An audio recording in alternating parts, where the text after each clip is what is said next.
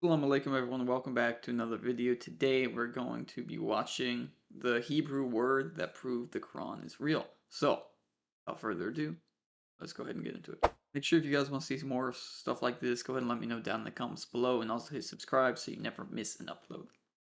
Usain Bolt is a well-known Jamaican sprinter. The funny thing about his name is that it is Bolt, while he is or used to be the fastest man on earth. So his name is actually referring to his amazing ability. Just like the English poet William Wordsworth. His name is a reflection of what he does. We call that in English an aptronym. And it is something that you can only understand and be able to make such references if you do understand English and know the meaning of the words Bolt and Wordsworth. Otherwise, you can't refer to this linguistic subtlety, or when heard, it will go right over your head. But what does any of this have to do with the Quran? Well, one of the biggest claims against the Quran is that it was authored by Prophet Muhammad, peace and blessings be upon him, since he was the one dictating his companions.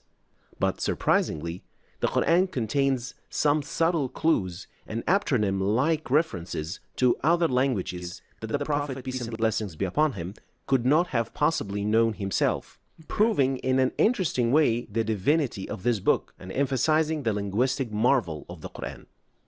To understand more what I mean, let's look at this first example. At the beginning of Surah Maryam, Allah mentions Prophet Zakaria, but notice the choice of words when Allah first talks about him in the second ayah. ذِكْرُ رَحْمَةِ رَبِّكَ عَبْدَهُ زَكَرِيَّا. The name Zakaria is originally a Hebrew name, which literally means the mention of God, or the mention of the Lord. And notice how the ayah starts in Arabic. ذِكْرُ رَحْمَةِ رَبِّكَ, which provides an incredible reference to the meaning of the name Zakaria in Hebrew, but delivering it in Arabic, producing a satisfying symmetry to the ayah. A mention of the mercy of your Lord to his servant Zakaria, the mention of the Lord. If you think this is far-fetched or a bit too constrained, let us check another example. This ayah speaks of Ibrahim's wife when she received the news of having Ishaq. But take a good look at the choice of words here. وَامْرَأَتُهُ قَائِمَةٌ فَضَحِكَتْ. The word ضحكت means laughed.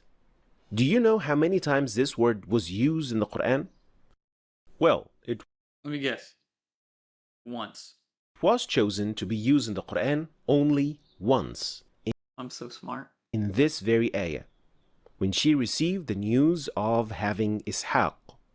Now, the name Ishaq in Hebrew is Yitzchak, which literally means to laugh.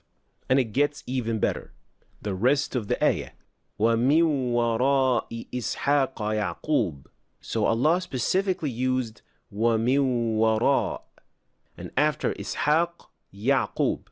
Can you guess what the name Yaqub means in Hebrew? Well, it means the one who comes after. So with each name, there is that subtle reference in its Hebraic origin, showing that the one who wrote this must know Hebrew. Otherwise, these references would have been impossible to come up with. Here's a third example. Yeah, that's like a crazy... well, in today's words, a double entendre in a way. I'm sorry, I'm just gonna press pause. And you will start seeing it here yourself.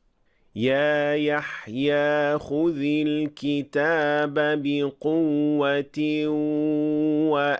وآتيناه الحكم صبيا وحنانا من لدنا وزكاة وكان تقيا. This ayah talks about Prophet Yahya.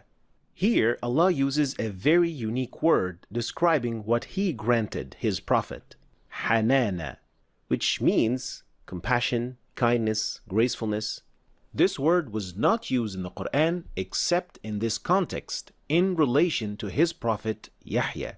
And I think by now, you can already guess the literal translation of the name Yahya or Yahuhanan, which then literally means the Lord has shown compassion or kindness, which is another incredible reference to what the actual meaning in Hebrew is. Even the name Ibrahim, Millata Abikum Ibrahim, it is the religion of your father, Abraham. Again, the name Ibrahim literally means the father of many nations in Hebrew. And Allah refers to him in this ayah as your father, the father of many nations. But the Quran, being the miracle that it is, it takes such references to an even deeper level. In this ayah, when Allah gave Bani Israel a command, خُذُوا مَا آتَيْنَاكُمْ بِقُوَّةٍ وَاسْمَعُوا, take what we have given you with determination and listen. But let's see what they said. قَالُوا سَمِعْنَا وَعَصَيْنَا. They said, we hear and we disobey. Well, from the surface, this sounds like a normal ayah. Bani Israel refusing Allah's command. But here's something very interesting. If you look at how this story is mentioned in the Torah, specifically in Deuteronomy 5:27, you will notice that it says, we will listen and obey. Now this is of course a translated version from the original Hebrew text. So let's look at what this phrase sounds like in its original Hebrew. وَشَمِعْنُوا وَعَصِينُوا. This is what we hear and we obey sounds like in Hebrew. And in the Quran it says, قَالُوا سَمِعْنَا وَعَصَيْنَا. We heard and we disobeyed.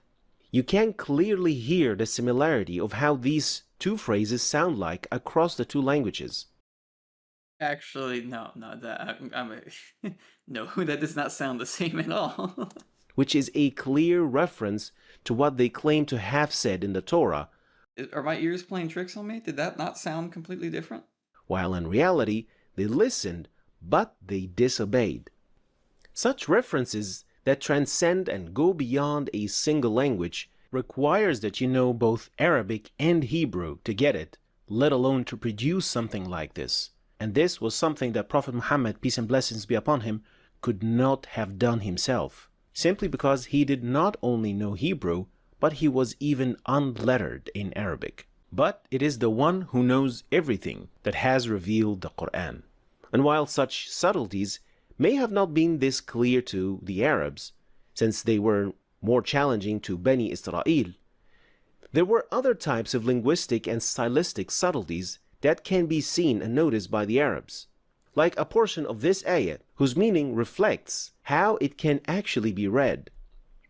وَهُوَ الَّذِي خَلَقَ اللَّيْلَ وَالنَّهَارَ وَالشَّمْسَ وَالْقَمَرَ كُلٌّ فِي فَلَكٍ يَسْبَحُونَ.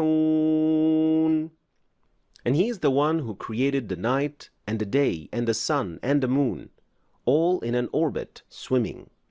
Interestingly, this part of the ayah can be read the same way. These are the things I love about the Quran, is it has like so many different things, like scientific things. I don't know all of them. I've only seen like a couple examples, but it has so many different scientific things that people didn't actually know about. So, I mean, that alone, like I don't know another book that does it like the Quran does. It's crazy, but people still, sit here and be like, no, oh, oh. I'm tired, so I'm sorry if I'm not talking or if I'm making no sense. In both directions, كُلٌّ فِي فَلَكٍ, كُلٌّ فِي فَلَكٍ, referring to the actual meaning of the phrase itself.